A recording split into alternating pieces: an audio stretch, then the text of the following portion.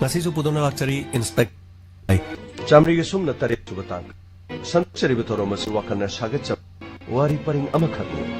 maside hingliba ekidriba kana gumbaga mari lene zati kari gumba domna tabi ba matamda kana gumbaga mari leire haina khanbi batarabadi maduda lakpa waka de khoine longjaba ngamjaro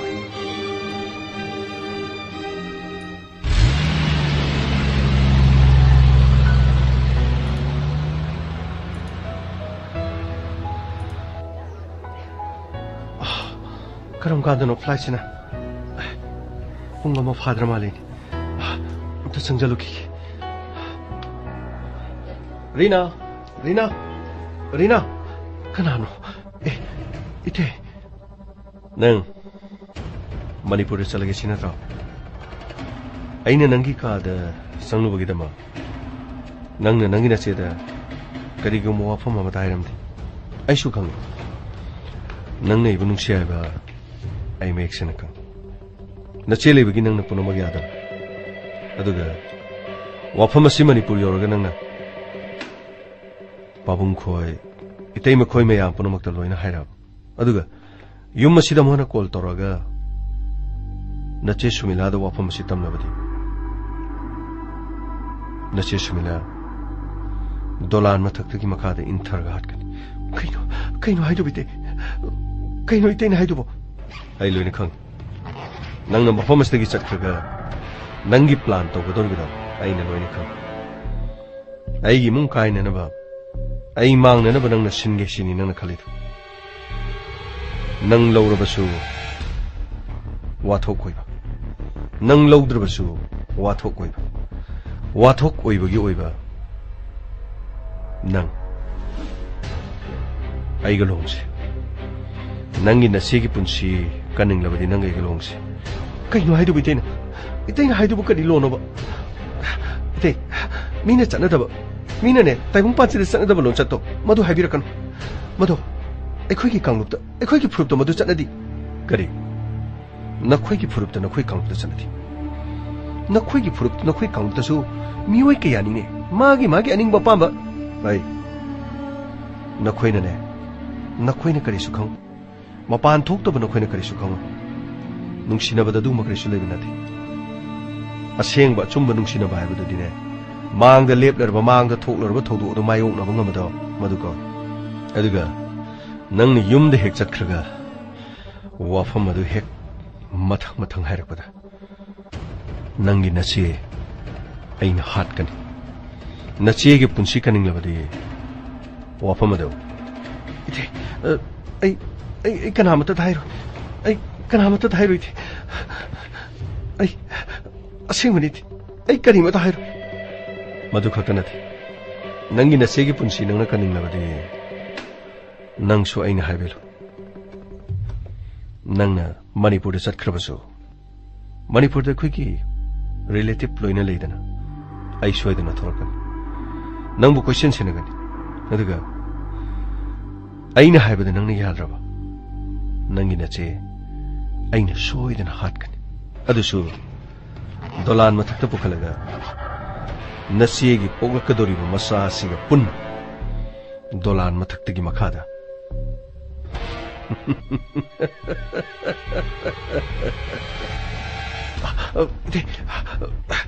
ai chalo ki Rina chalo kari su kai beli adubo ai na hai ki bo wafama de nang kau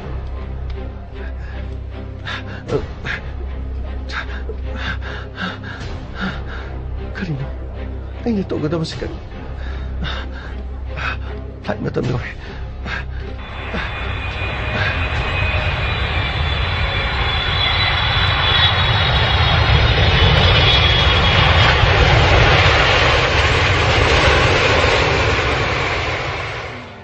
Kari, mana madumakpo? Ngaksa, wapam siyam na lori. Adudi, ako'y sumilagi punsi di, yam na rupo punsi man na wirina. Kari tawag siya ko ng ngaksa, nako'y napami si Karino. Pabong, sumilabo, wapam masikangan ba na pagan? Adu na trabadi, Rina da mana kalibo ka na si. Rina na tabatay da su. Pabong, hawzik, Reena तमलीब वफम सिनदी अखोई मखा ताना गुंजन थाजब यार मागी मरम चट मागी असेंबदो lion उथोरगले अंगांसा नखोई मुनदी खलो नखोई अनी मसु युम पालुरगा लोइनमक काइनदना हलेदना नमादो लेबसु नथि युम असिदा निंगोन अहुम मरी नखोई लेबदा निंगोन अहुम हलागा युमदा लेबा हाइबसिबो नथि रीनागी पुंसीदी करी होइनी रीनागी लाकदोरिबो पुंसीदी करी होइगनी माबु कनाना पाबिगनी मतौ करमने युम पानगनी पाबो अइगिरी करिसु खनबिरुनो अइ युम पांद्रबसु याई पाबो एखुगी इसे सुमिलागे अमता खनबियो माने लरिबा फिबमदो यामना लूर अइ खांबा याबा खांगलाबा इचम चमना इदि इतै अमनि हाइना खंदना मंगोंदा केजबा नाउती साजबा खक्तन अदुबु मागी वखंदा नुपीनी हेक्ति यारनी हाइदना माना इचेमक लेना अइबु माना खाली वखंदनदि अइ मफम असि यौरंगलिबसे अइदि मफम असि यौगनि हाइबा थाजद्रबा इचेदा हारगा इन अमदुना मफम असिदा चेलखिबन अदुगिदि फरेने हाइना वफमसे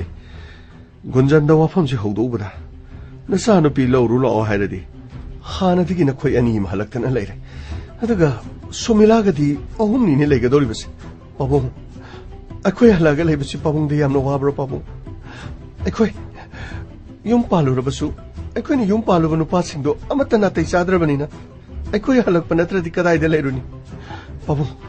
अखोइनि युमदा हलक्पसिबु पाबुंगी मिंगचत यामना थिरब्रा सुमिलागी पुंसीदी सोइदना मांगलगनी पाबुं करिगुम खोंथांग अमा थांगौद्रबदि सुमिलादु सोइदना अवाबा तारनी तोलान मथक्तगी इंथगनी गारिसिबु नाइखों गांसा माना याननबना हाइरपो ओरमसु अदुबु वफम असि सुमिलादा तमलगा करिनो मुक्तंगदि खननबा तौसि हौजिक यामना लुख्रे गांसा मरक्सिदने गुंजनदा अदु अदाना नखोई फोन तौदना हाइरु करिनो हाइबदो मुक्ति येंकिसिको यामना लुगदौरि हमरोमददि फरे मसे मागी मरम चत खंगक्तुना रीनारे युम असिदा लाखुसे मसिगिदि ख्वाइदिगि फरबनि पाबुं अइ मखा ताना चोन्थरमलबदि अइगी इज्जत सुमांगदि अदुगा इसे अमदि अइखोइनिगी मरक्ता अनिमक सिबमा नत्रगा अनिमक पाबुं करिनो खरा तौबियो इचेगी खनबदा इमथा यामना सारे अदुगा वफम असे अइना मतौ करमनि इचेदा तमगनि गाइखो अइने वारी अमुक्तंगदि सारगे येंगे फरे नखोई फोन गा तौरुनुको अइना फोन तौद्रिबा फावबा होय पम कदाइदनो कइनो ऑफिसर के केनो अइबु वफम अमदा कई दौरगे अखोई रीनाना मफम असिदा हराव लेरमगा मफम असिबु माना याम कीबगी मोंगदा तौरगा अइ वाम खतनी नंगी ननाव नुपीदो नंगबु नुसिरदि मफम से लेबियना मोंगदा कनाना करे असुलुरबा टाइमिंग से था तरुक खतो मतेंग पांबु याबगा नमित खरनी लेरगा मफम से थादोग चटकीबा से अइदि वांगालिंदे माना सख्रीदु करी मरंगिनो हाइबसु खंगते अइंगोंदा सुनिंग थिजना वादो हाइरमते नंगनासु माबु तुमिना थादोकिबे मोंग मता अइदि तसेना अंगकपमदि फाव अइसु यामना ngakpom ka phaw numit adu mana kaasi de changsilaga lotlaga lekhiba yamna kikiba masina khanbadi magi punsida mabu tem singnaba natraga magi ijatbu sumila nangna haning isi kain nangna haning isi madupona mokto aiga mari leine siro aidi adu mokti haiki dena karigino hekte ngonda wafam adu da finger pirebo sumila nang ai nungsinaragdiba ngasing rangdagi nat namita na saudi haiduna yum asida lerko matamda ngasi phawba ina aran ba thabam ta tawkum leit imiti sa matang urubadi haiduna isa tawba ya batawni nang ai ga kanglu manadrasu ngasi phawbadi nang bo ina luna thamba ngakta nakhoi imung manung na aibo nakhoi ga jan manade haiduna inthokuna thomkiba kona aibo lokhotkibai wan adubu ngasi phawbada ina nangona nangni yadaba thabak kari tawkibale aduga वाफम मसीदा नंग निगोंद हाइनिंग बलेरगदी दोंग दोंग हाइबन फै वा लोलगा ngang bai pamthi gunjan ai adugi natte da aina chingnaba ma khakti leiba aduga kai dorba aduga ai khoi giri na yum yoraga phone torke habesu ingoda phone torke pabung phone tolake habesu phone tolakti mamai du kai jaba mamai do yamni kai jaba masana pigi manakta masana pi atum bisakhraga mateng pangani haidene satkhraga mafam adugi chelaga yumda laadi noi pabungna kari mai do thamningai leige ikai ramgani aduga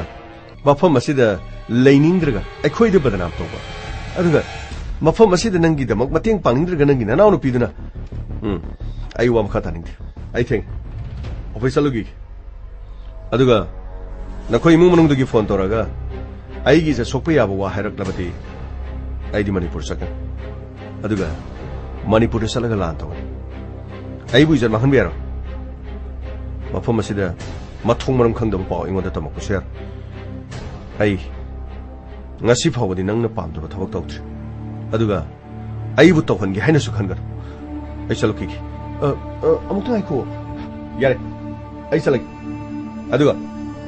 yumdagi paw tom salagane ai gi kok sanabadi silagan afaboiro amukta ai ko gunjan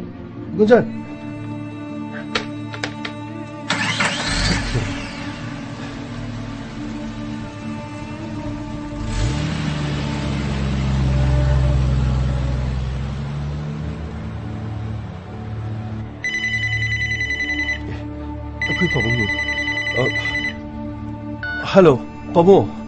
Kari lerge Pamo. Sumila. Nang nungai di na. Pamo. Ai nungai di. Kai dorge Pamo. Ai kui gari na do mafam sida lere maga. Para thado ga sarkhri sibu. Mana kari wafam tamaki. Rina. Ai gunjando office salam gani ena khale. Office sat khrabra. Oh Pamo. How's it talking ngari? Kuidri talking ba? Wafam si khara lurine. Nangi na puro besi aina horuk padaki kaya pamdaban. Adubu nangi nanaw no piri nana nangi khalaga nangwanda wahi amata hairamdana mahang na manipur tholungli bese masigi maramdi nangi na puro bani. Karin haisi pabu. Gunjan Kari ai silsinane nangwanda tambadi kai adubu tamdaba yadaba nang ai gisan rina soi gisan ingoi imung da rina na thabo inkhang tawduna leiba matamda mangwanda magi izat sokna nabagi daba kayara khan hona ki habase rina na mek seng na ta adubu wafam asi nangwanda haidokani haina rina na hairabasu kari gumba haidok labadi nangbu hatkan aduga wafam asi kanama ta khangan be yaroi haina rina da gunjan na yam taktana kihali adubu khang ba yabari na na khangki mamai thangda amuk hana mahak ki kada mahak ki phamung maktada mahak pu ijat manghana ra bohnaki wafam aduda mahak na launu bohna ba matamda nang tasan nang tarabasu mafam aduda oiriba phibam adu uraga nang nasu rina bulana launa nabagi mawong kharada mahak na kihan khanganki wafam ase rina na mayek semna tamnabani pabu wafam adubu aingonda khigi rina da tamdriba sibu karigin aduk chawbu thogdo ma tholaga mana aingonda wahi mata haidriba sibu karigin pabu madu punamakto nangi khandana tawriban mahak ti nangi seba toba lakban nangi mafam adubu munba lakpadi natedana wafam adu nangonda haiba matamda nangna thajadabi thajaki maduna maram oirga asaw mairi hobadagi nangna su gunjanda karino khara harakwi matam madudi kai khangudagi gunjanna nakhoi ani bu mafam adu hatpa phuba chaiba tawkrabati kari oiga masi punamakse rina na khang aduna mafam adudagi na thoktuna yumda laglaga wafam punamakse tamba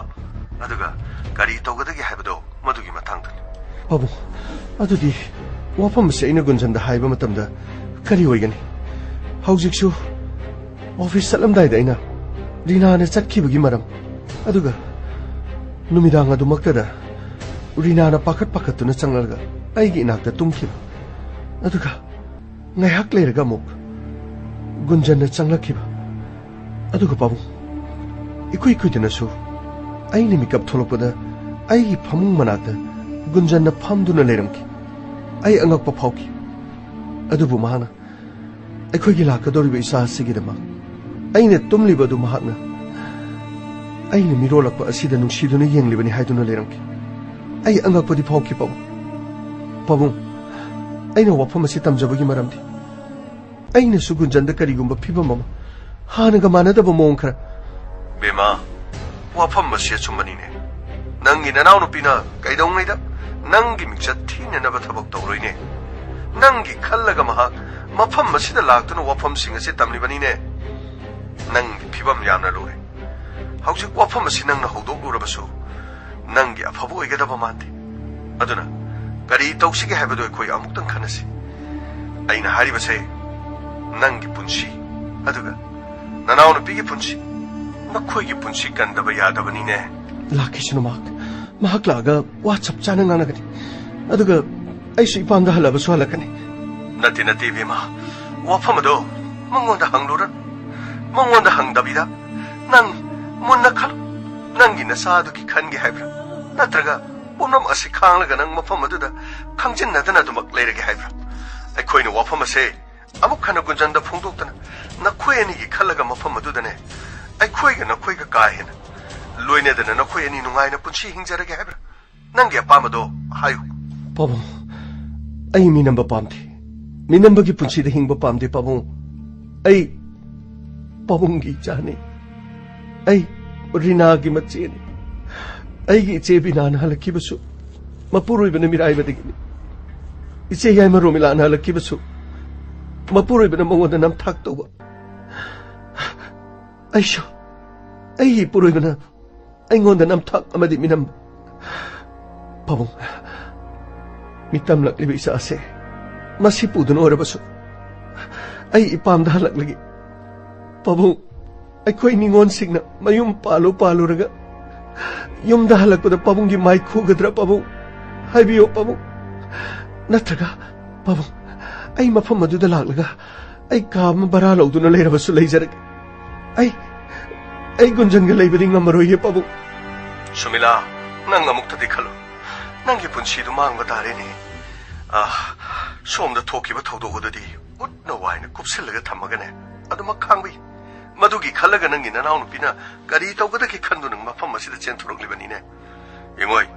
lekai se kanasu khangdri kanasu tadri nanaw nupigi ijatta yamna temsinarpusu natedana izat mangana bo honarakiba ki wan ama soma suwa thokta na ba mafam adudane nang adubak leiru aikhoiga makhatana mafam aduda lakthok lasen toba aduga tangai phadrabus imung manung punna lakpa natana ne nanaw no pirina tharakpa nache tharakpa madugi thabok tu ditose khangchin nadana leirasine natrabadi nangi punchi du mumang matare ne chumila bobo kayam kuina namthak ki punchi de hinga doriban namthak toba mahak ai लेमिनबा पामद्रे माना अतोप नुपी अमदसु महाकना करिगुम मरी लेनरमबसु नथि अइगी हे इनाउ नुपी अइबु कयागे मते कुशित अदुगा इनाउ नुपी दु करिगुम फत्तनुंगदा थोलमलबदि करि ओइरमगनि अइना माबु कंखत कदर अइगी इनाउ नुपी दु कंखत कदर पबो अइ खांगम गमद्रे पबो अइबु वारो बिरगनो पबो असुमना नमथाक तौबा महाक लेमिनगदबगी सरुक अइ युमदा हलगगे पाबो अइ ngasi खंगलगनि ममा मपाना मचागिदमक्ता फत्तननब कैदौंगैदा खन्दे हनदा गुंजनबु पाबुंगना याखिदबदो पाबो नचा यमना लानखे नचाना वखन खंतहौदबा नेहाकी अपाम नुंसिदा तावरुबना अइना मी मसक खंगौद्रे पाबो अइ युमदा हलागे पाबो नते सुमिला नंगी पुंसी मांगबा तारे इपाना हारिबसे नंग मुना खल थोगलिबा थौदोगसिदने कनासु खंगबा नते उतना वाइना कुपसनुना थमगे नंग मफम मदुदा गुंजनगा नुंगाइना लेरो नंगना पुंसीगी नंगना पामजबा खनखिबा नुपानिदना वफम असिनने मनामनि नाइद्रबदि नखोइनिगी पुंसीदा करिसु अकाइबा लेगेदबा मानथि ꯑꯩꯈꯣꯏꯅ ꯋꯥꯐꯝ ꯑꯁꯤ ꯃꯉꯣꯟꯗ ꯍꯥꯏꯔꯨꯔꯕꯗꯤ 이카이 눅시 야나락다나 까리노 떠록보시게 아이나네 아이네 타잡아 아마칵레이 아이네 와포마시 멍원다 하이루바 마땀다 이카이 눅시 야나바드기네 낭기 뿐시 마나바 떠록가드라 하이나 이빠나 칼리네 아두나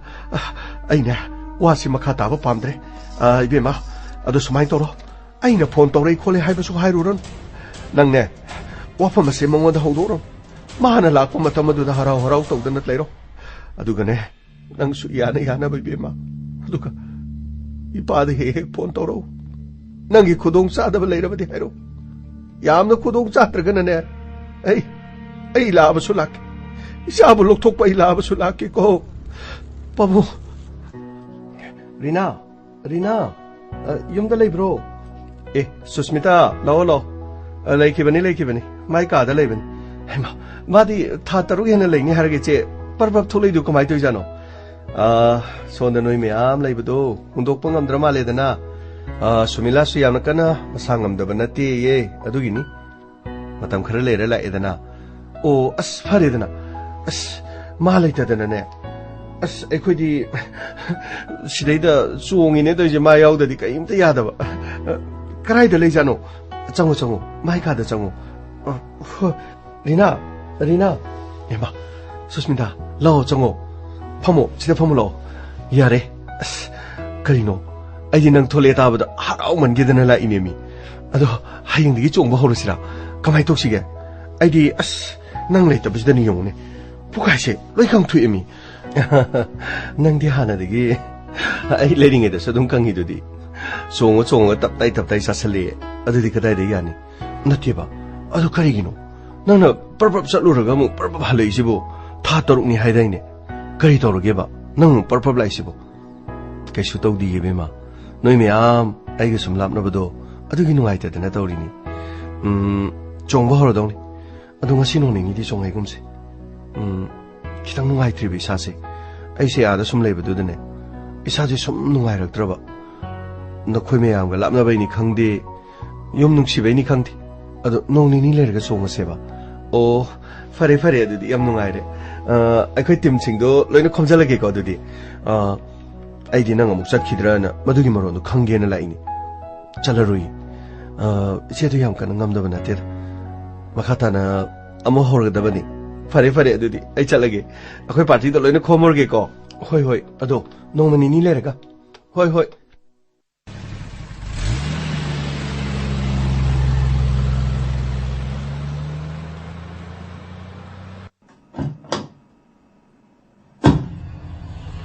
सुमिला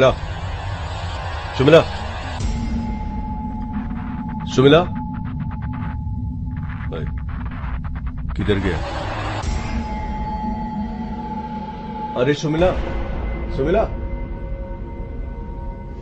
या भी नहीं कहाँ गया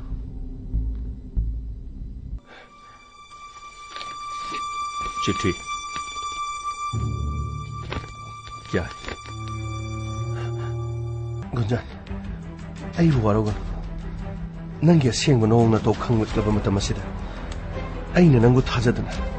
इमा इपाना याद्रबसु नंगु आइना आइगी पुनसिगिनि खंदना नंगना हाइबा पुनमग याखि आइखोयनि नुंगाइना लेखि अदुबो इमित्ति चाउद्रि अदुबो ममै थांदा इमित्ति चाउरगनि हाइदना हराउजबगी मिकोप अमला अदुबो नंगना एगी इनाउनु पिबो मफम असिदा इज्जत मांगनबा इज्जत नंगना हंजन तेमसिंगनकी मदु पुनमक्तो इनाउनु पिना आइगी खल्लगा महाकना तमिन्ना खा चिक्तन खांगदना लेकी ममै थंगदा खांगमा ngमदबदगी मफम असि थाथोक्तन मणिपुर चेंगी नंगी नुंगाइरबा पुंसी नंगी लंथो आई करीमत कलक्ति आई नंगोदा वासान ngangobi मथौ तादि नंगना अपाम नंगी लंबीदे सखिबदा अइना नंगोदा अमहना येलारो अदुगा अइगे अपामदसु नंगना येलकबा यारो अइ नंगी युमसे थादोक्तुना चले अदुगा अइगे चा अइगे पुंगदि यारुबि चासिदि अइना कन्नब होनगनि अइगे नुंसिबगी खुदोलनि ꯑꯗꯨꯒ ꯀꯔꯤꯒꯨꯝꯕ ꯂꯥꯏꯕꯛ ꯊꯤꯗꯨꯅ ꯑꯉꯥꯡ ꯑꯁꯤꯅ ꯇꯥꯏꯕꯪ ꯊꯥꯗꯣꯛꯈ꯭ꯔꯕꯁꯨ ꯃꯗꯨꯒꯤꯗꯃꯛ ꯁꯨꯃꯤꯂꯥꯅ ꯀꯔꯤꯃꯇ ꯋꯥꯕ ꯂꯩꯔꯔꯣꯏ ꯑꯗꯨꯒ ꯑꯩꯒꯤ ꯄꯨꯟꯁꯤꯗ ꯑꯃꯨꯛ ꯃꯈꯥ ꯇꯥꯅ ꯌꯦꯠꯀꯦ ꯍꯥꯏꯅ ꯈꯟꯒꯅꯨ ꯑꯩꯒꯤ ꯈꯨꯡꯒꯨꯜꯂꯤꯒꯦ ꯍꯥꯏꯅꯁꯨ ꯈꯜꯂꯒꯅꯨ ꯑꯩꯒꯤ ꯃꯐꯝ ꯅꯍꯥꯛꯅ ꯀꯗꯥꯏꯗ ꯂꯩ ꯍꯥꯏꯗꯨꯅꯁꯨ ꯊꯤꯕꯤꯔꯒꯅꯨ ꯉꯁꯤꯗꯒꯤ ꯄꯨꯝꯅꯃꯛ ꯂꯣꯏꯔꯦ ꯌꯨꯝ ꯑꯁꯤꯗ ꯂꯩꯔꯤꯕ ꯄꯨꯝꯅꯃꯛ ꯅꯪꯒꯤ ꯂꯟꯅꯤ ꯅꯪ ꯅꯁꯥꯒꯤꯅꯤ ꯑꯩ ꯃꯇꯝ ꯄꯨꯝꯅꯃꯛꯀꯤ ꯑꯣꯏꯅ ꯅꯪꯒꯤ ꯄꯨꯟꯁꯤꯗꯒꯤ ꯂꯥꯞꯊꯣꯛꯇꯨꯅ ꯆꯠꯂꯤ सुमिला करी करी सुमिला कैसे बर्दाश्त करूंगा मैं सबको सबको एक एक करके काट लूंगा मेरे मेरे साथ खिलवाड़ किए मेरे साथ खिलवाड़ किसी को नहीं छोड़ूंगा किसी को भी नहीं छोड़ूंगा देखना पड़ेगा भी मैं क्या कर सकता हूं गुंजन क्या कर सकता है मैं किसी को नहीं छोड़ूंगा किसी को नहीं छोड़ूंगा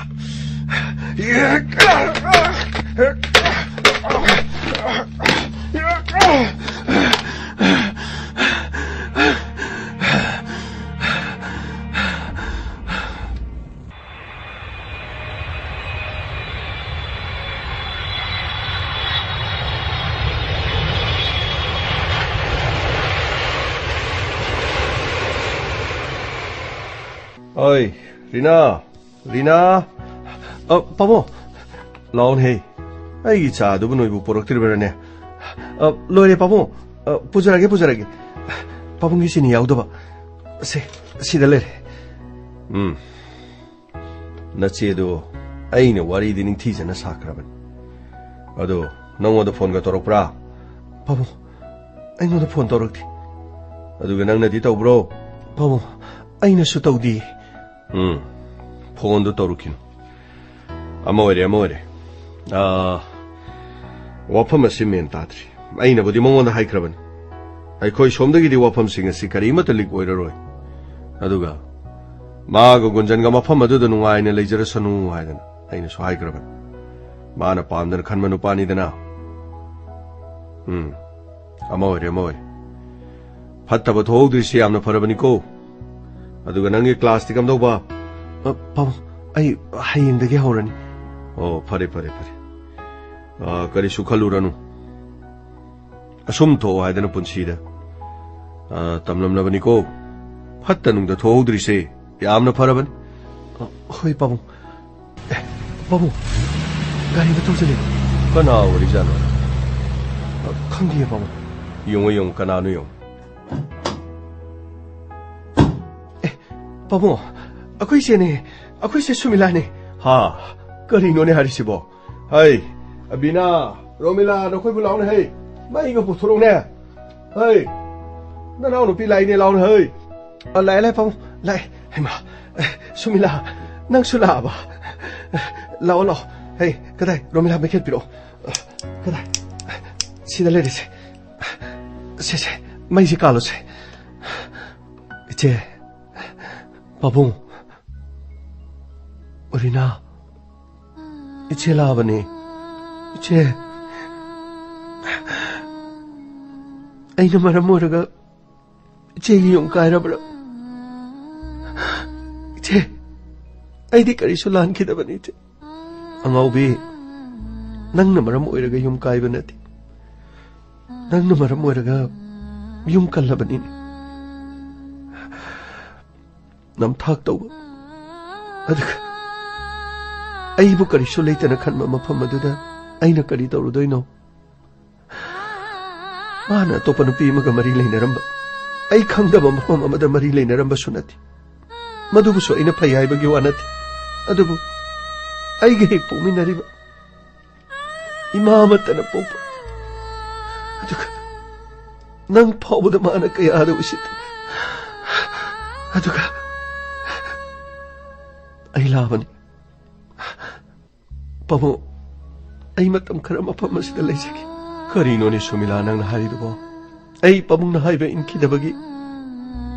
मदुगी फोलने अइना फंगिसे पामो ꯑꯩꯅ ꯄꯥꯕꯨꯡꯅ ꯍꯥꯏꯕꯗꯨ ꯏꯟꯖꯔꯝꯂꯕꯗꯤ ꯉꯁꯤ ꯇꯥꯔꯤꯕ ꯗꯁꯥꯁꯤ ꯇꯥꯔꯝꯃꯣꯏꯗꯕꯅꯤ ꯁꯨꯃꯤꯂꯥ ꯄꯨꯝꯅꯃꯛ ꯍꯧꯈ꯭ꯔꯦ ꯍꯤꯡꯉꯣꯏ ꯅꯆꯦ ꯕꯤꯅꯥꯁꯨ ꯃꯄꯨꯔꯣꯏꯕꯒ ꯐꯠꯇꯦ ꯍꯥꯏꯗꯅ ꯌꯦꯡꯉꯣ 마수 할락드나 레 로밀라수 레 아두가 낭수 이빠기 디네 거리수 가이벌레티 아두부 너코이 하행 동기 칸바다 이빠 레이폼 콩티 바보 아이나 마파마시다 코이나 레셀바디 리나기 분시 거리 오이겐 마학 마윰 빤바다 소이데나마키 미함나 키나라니 마치 어홈 레이베다 마치 어홈 할락두나 레이레 하이베다 아두가 아이기 이낙타 찻커가 마학나 빠라빠라 할락바시슈 미는 강나랑가니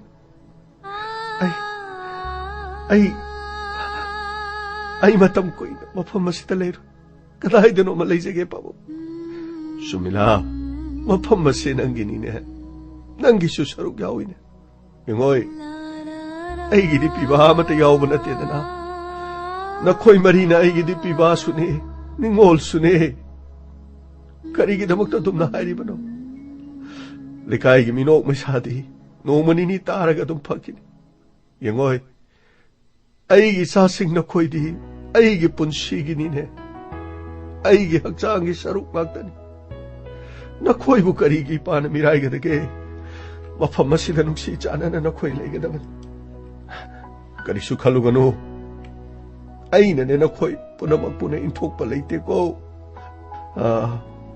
시대기디네 아이코이 누와이나 레이라가다바니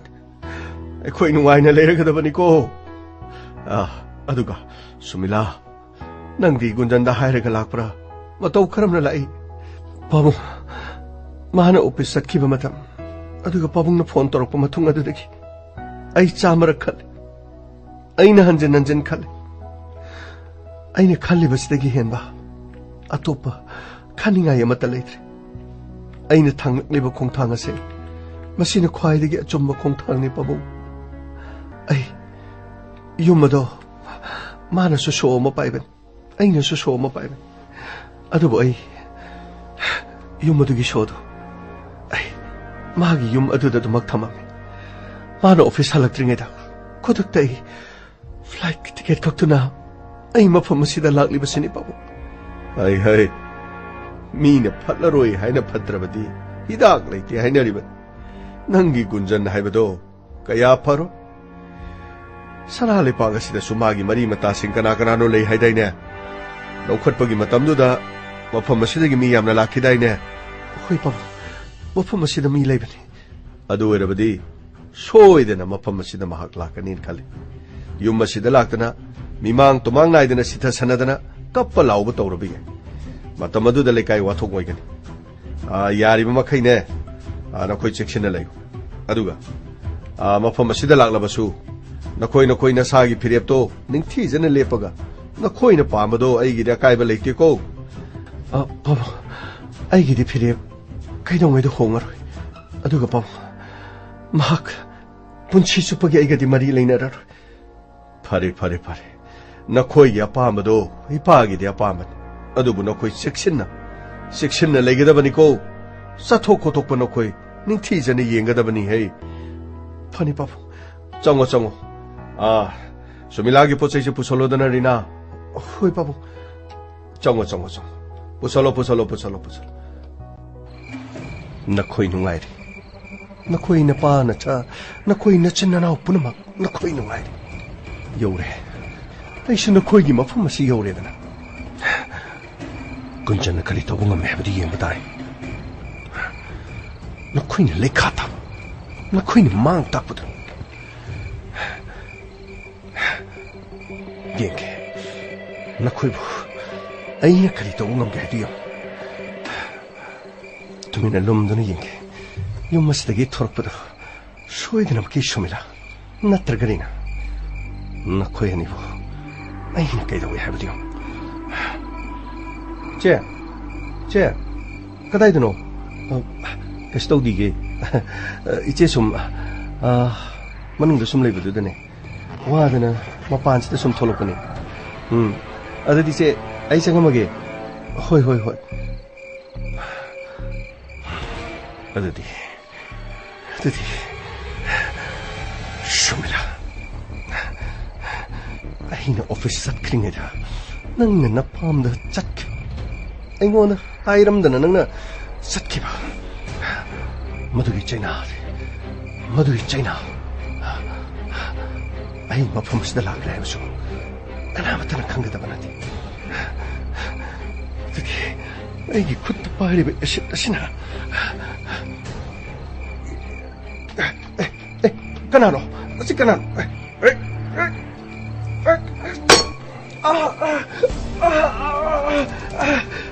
감독이 찔러오르게 빠봉 리나 이제 하이 깨도래 깨노 라오니 안가차 라오니 수밀라 깨도래 빠봉 애기 쿠치다 에시트 에이 끓이노 에시트를 가라이디기 시나 가라이디기노 시레이다 아마마다 미말라메 aduga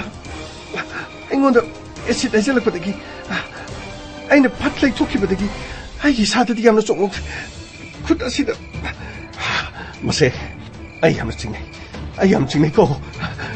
ai nakhoi laune pabo kai dorge na che sida esit ajal mi sudro amam basida nakhoi bo nangdi karigi mafam sida thongli nangdi karigi mafam sida thongli pabo 아이슈 이몽어도 숨 내버려다 아이슈 wakal nungaitабadi mapana tholaga khara phagadra haidum aishu mapana tholapani aduga ai mamli mafam swaista leptuna leiben babu ai yamna chige kanano nangna chingnari budu kanano hayo ni masa khamobra babu kanano hayo khangti adu babu kuche 그 의탕무시 야무사이 에이 너 그게 나타나네 이싱 기다 보더로네 이싱 아이무도 그렇게 다독치네 너 어디가네 너 아시다 호스피탈 살가네 아무도 영실어 계속 야무 소프나티 그다음 사이시대 좀 기박인 아이 나한테 좀 기박이 파리바니네 마이드 쫑람나버디 까리 오이가니 마이드 쫑람나버디 까리 오이가니 에이 너 아이 얌찡네 어디가네 police station से सिलो complain में तोड़ सिलो बाबू हजिक की नुमिदांगनी इसे हाना खितांग हाना फारसेट पिने न बतोक्सि अदुगा अयुक तो ओरबो सुसासि होइनि लाउने खरु थुरोने लाउने ससि लाउने होइ बाबू एस 그래노 칸게 해 हजिक मतम को ख्वाइदिगि नुवाइबा हाइबसिदि थाबक सोदबा अदुगा अदम फमजा चादना अदम लैबा क्रीनो मेगी राजनीति पुनम अदुना तौख्रे दाना तौख्रे हाइबा पाउगैसे लोइनेको मंगोंदा इन्फॉर्मेशन लोइने लैबा हजिकि सोशल मीडिया की मतमनि अदुगा थाबकना सोदबा मानगो अमना सु मुक्वा ngang तागनि एस अदु सुमाना दु मखंग साबा अमना मुक्वा ngang अदुगि सु माना तारगा खंग हेइ साबा क्रीनो हजिकानिको discussion award su khang hai oja mayam nang panelist sing ngang ko khot mayam do loi na maktar ko khang hai sa du na dam lai ba lekai de khang hai nga ta ngai kri no khang de da ai ko kri su khang da ba ko de police station da dum sumai na lai ba ta ni ni ko sidegi di kri no phuna ba ga chaina ba ga khana ba ga wa phang na ba ga as gyan ta de ta ai ke so ma ta lak te kri no khang de da 그리노 내 가리 뭐 터질래니 반배야 되고 얘 번사게 하이버도니 내 타오르지 계속 말이 내 타오르지 아스 그리노 시나 뭐 크라이드 푸나레 크라이드 그리토레 손달라키오 이봉어 인스펙터 불레이브레 이봉어 레이 다다 레이 손달라키오 아무도 우네저기 라키오 손달레이 아이 아무도 항저르게고 sir 그래도 레가 뭐 sir me case लाको Male sir थजल होदन दुदि फगनि sir sir सोंदा S सोंदा लिंक्सिन जिको फरे अमुक तो संजर के sir यानी S लिंक्सिन बिरो करी लेरी हे वासिबो मसिबो case सम ओइबे यागदोरिब्रा ओइबे यारोइदोरिब्रा S एकता हाबियो करी case ने काइबियो ꯑꯩꯒꯤ ꯏꯆꯥꯅꯨꯄꯤ ꯃꯔꯤ ꯂꯩꯖꯕ ꯏꯆꯥꯅꯨꯄꯤ ꯃꯔꯤ ꯂꯩꯕ ꯀꯔꯤ ꯇꯧꯔꯕ ꯏꯆꯥꯅꯨꯄꯤ ꯃꯔꯤ ꯑꯁꯤ ꯑꯍꯟꯗꯨꯅ ꯕꯤꯅꯥ ꯀꯧꯏ ꯃꯊꯪꯗꯨꯅ ꯔꯣꯃꯤꯂꯥ ꯀꯧꯏ ꯃꯊꯪꯗꯨꯅ ꯁꯨꯃꯤꯂꯥ ꯃꯈꯣꯏ ꯑꯍꯨꯝꯃꯛ ꯃꯌꯨꯝ ꯄꯥꯜ ꯑꯗꯨꯕꯨ ꯃꯔꯥꯏꯕꯛ ꯊꯤꯕꯗꯒꯤ ꯃꯈꯣꯏꯅ ꯃꯌꯨꯝ ꯄꯥꯜꯂꯨꯕꯗꯨ ꯅꯨꯄꯥꯒ ꯈꯥꯏꯅꯔꯒ ꯌꯨꯝꯗ ꯄꯨꯝꯅꯃꯛ ꯂꯩꯕ ꯏꯀꯣꯟ ꯀꯣꯟꯕꯗ ꯁꯨꯃꯤꯂꯥ ꯍꯥꯏꯔꯤꯁꯤ ꯒꯨꯋꯥꯍꯥꯇꯤꯗ ꯂꯩꯕ ꯅꯟ ꯃꯅꯤꯄꯨꯔꯤ ꯑꯃꯒ ꯃꯌꯨꯝ ꯄꯥꯟꯗꯅ ꯂꯩꯔꯨꯕꯅꯤ ꯑꯗꯨꯕꯨ ꯏꯆꯥꯅꯨꯄꯤꯁꯤ ꯃꯁꯥ ꯋꯥꯏ ꯁꯪꯗ꯭ꯔꯦ ꯍꯥꯏꯗꯅ ꯏꯆꯥꯅꯨꯄꯤ ꯑꯇꯣꯝꯕꯁꯤ ꯃꯍꯥꯛꯁꯤ ꯃꯐꯝ ꯑꯗꯨꯗ ꯂꯩꯔꯨꯕꯗ ꯏꯕꯨꯡꯉꯣ ꯑꯩꯒꯤ ꯏꯆꯤꯜꯁꯤꯅ ꯍꯥꯏꯗꯣꯛꯄꯗꯤ ꯑꯣꯟꯊꯣꯛꯅ ꯏꯀꯥꯏꯈ꯭ꯔꯦ ꯃꯁꯤꯕꯨ ꯈꯕꯔꯗ ꯀꯔꯤꯗ ꯑꯗꯨꯒ मसिबु या लाउदब या यारोइद्रा दादा करीमतो खनबिगन अदोमना हाइबिनिंगबसिंगदो ससन हाइबि मसिदा खबरदमदि सोशल मीडिया दा फोंगमुगी वाफम करीमतो लेति पुलिस स्टेशन दा फोंगबा हाइबिसे पुलिस खक्तगी ओइबा वा हाइबि दादा यो वाफम सिंगदो हाइबिनिंगदो सिंगना हाइबि मसिदगी यामना नुवाइतबो वाफम अमना चानुपि अतोंबिसे मागी मतै गुंजन हारिबा नन मणिपुरी सिना मागी इज्जत तमसिंगनारबनि मधुदगी माक मचे हुंदोकलमलगा मणिपुर से तोलप इकुई कुइदना मु मागी मचे सुमिलासु वाफम असि खंगबदगी युमदा लाकप पकुई मकुइथ्रि अदुबु ngaraang numida sak sak toknarappa adu aigi matamdi chanupina yena khada leingida masak khangdaba mi amana esit thaijalamdoni chada etek torom mase aikoina signariba aikoigi hanu pagunjan se soigin oigini khal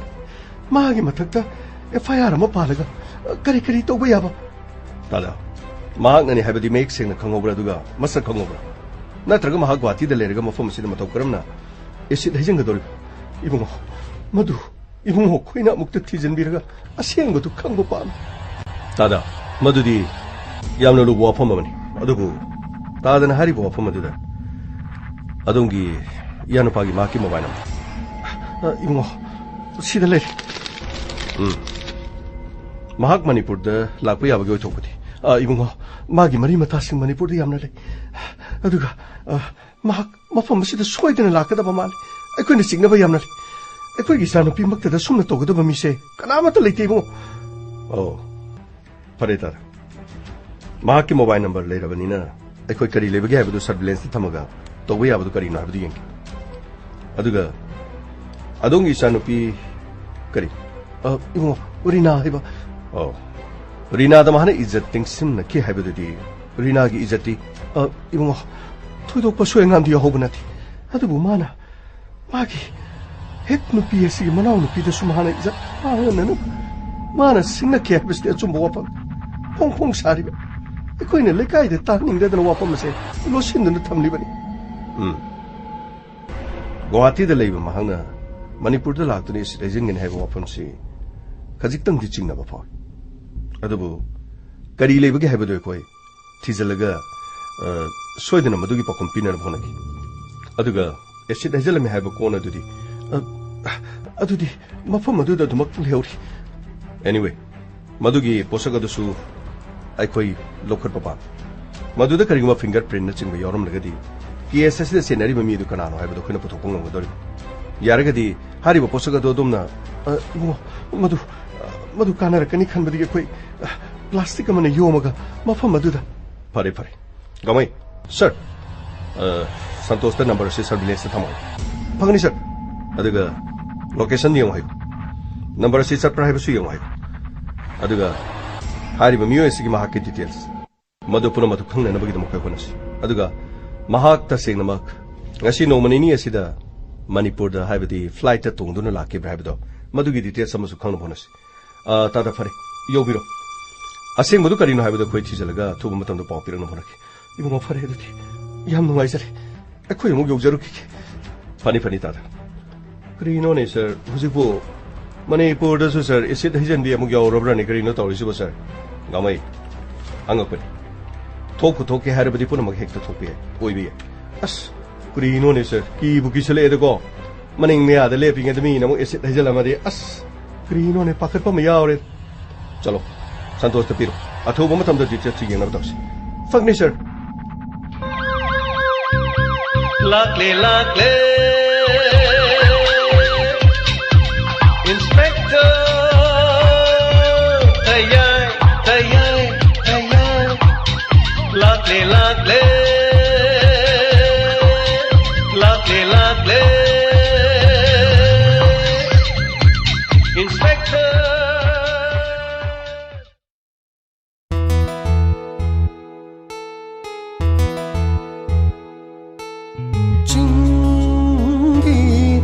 leirang lei nungsi malamgi sahum kalakle chinggi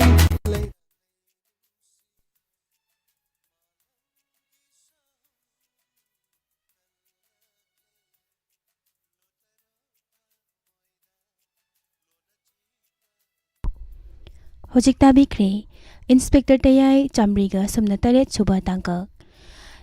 Wari ibikiba amadi khonjelda James Haigruzam Inspector Tayai wari asibu tongan ba platform singda tabiriba khwaipum namakpo hanana thagachari ngasigi pung 8 makhai taba matamda santok sagani live talent han ki thoram asida mayam puna amuk saruk yaminasi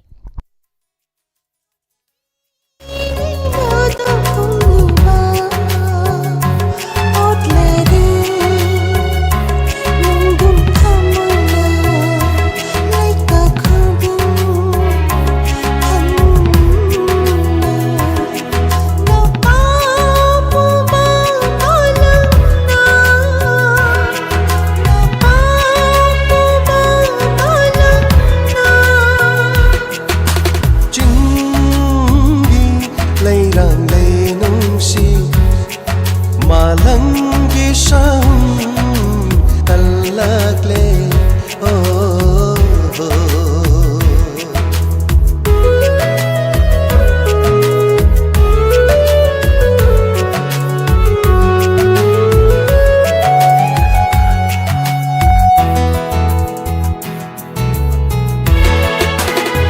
loi bi sing sang na